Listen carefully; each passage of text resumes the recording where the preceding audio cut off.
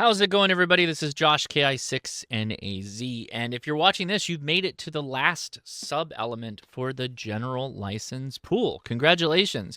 This one should be pretty straightforward. It's going to be on electrical and RF safety.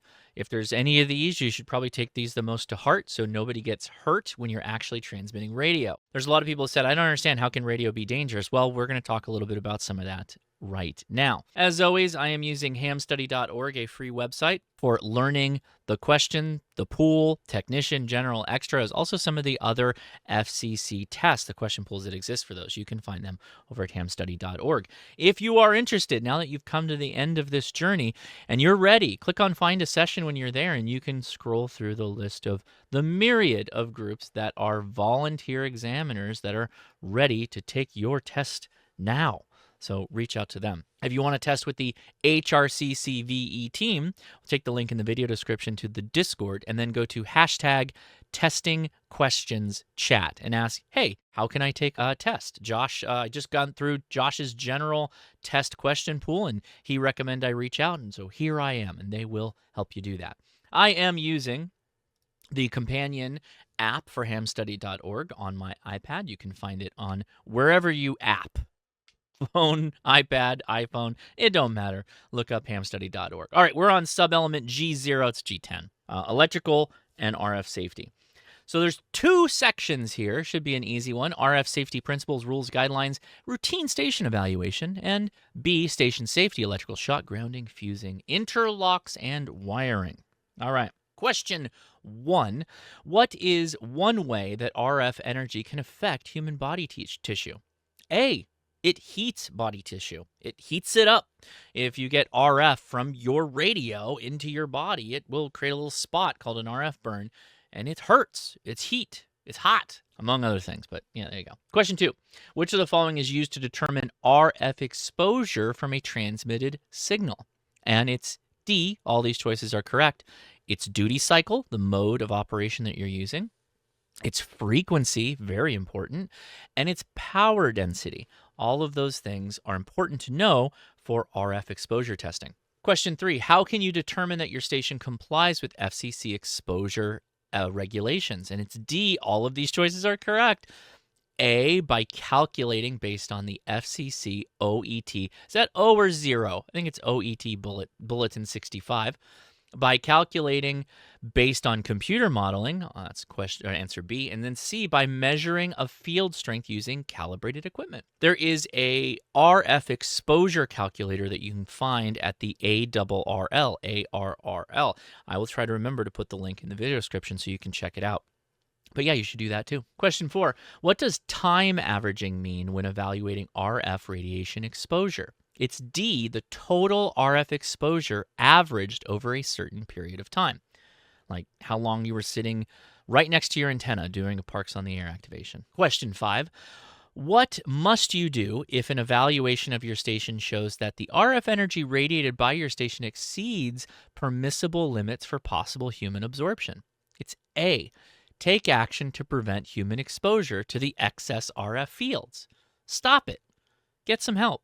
6, what must you do if your station fails to meet the FCC RF exposure exemption criteria? It's A, perform an RF exposure evaluation in accordance to the FCC OET Bulletin 65. Do it immediately. Do the bulletin. Test it. Question 7, what is the effect of modulation duty cycle on RF exposure? A lower duty cycle permits greater power levels to be transmitted. That's true, meaning I can use a lot higher power output on single sideband voice than I might want to do with the digital mode, like JSA call, for instance. Question 8, which of the following steps must be an amateur operator take to ensure compliance with RF safety regulations? And it's C, perform a routine RF exposure evaluation and prevent access to any identified high exposure areas. So if you have a ground-mounted antenna, you should try and prevent access to that antenna. Don't let kids just play on it all day, for instance, or blast your dog in the backyard constantly with it. Question 9, what type of instrument can be used to accurately measure RF field strengths? And it's B, a calibrated field strength meter with a calibrated antenna. That's right. They make devices that are specifically designed to measure field strength, and it requires an antenna that goes into it, and it tells you what its received field strength is of your transmissions. Question 10, what should be done if evaluation shows that a neighbor might experience more than the allowable limit of RF exposure from the main lobe of a directional antenna? C, take precautions to ensure that the antenna cannot be pointed in their direction when they are present. Don't point it at them. Don't blast them with RF, right? Question 11, what precaution must be taken if you install an indoor transmitting antenna? C, make sure that MPE limits are not exceeded in occupied areas. All of this is common sense, I hope. Question 12, what stations are subject to the FCC rules on RF exposure? And it's D, all stations with a time average transmission more than 1 milliwatt. Do you get that? It's basically everything. Just about everything. And that's Section A, easy peasy. Section B, question 1. Which wire or wires in a 4-conductor 240-volt AC circuit should be attached to the fuses or the circuit breakers? A, only the hot wires. Question 2. According to the National Electrical Code, what is the minimum wire size that may be used safely for wiring with a 20-ampere circuit breaker? And it's C, AWG, American Wire Gauge number 12. Question 3, which size of fuse or circuit breaker would be appropriate to use with a circuit that is using American Wire Gauge number 14 wiring? And it is D, 15 amperes. Question 4, where should the station's lightning protection ground system be located? B, outside the building. Yes, of course.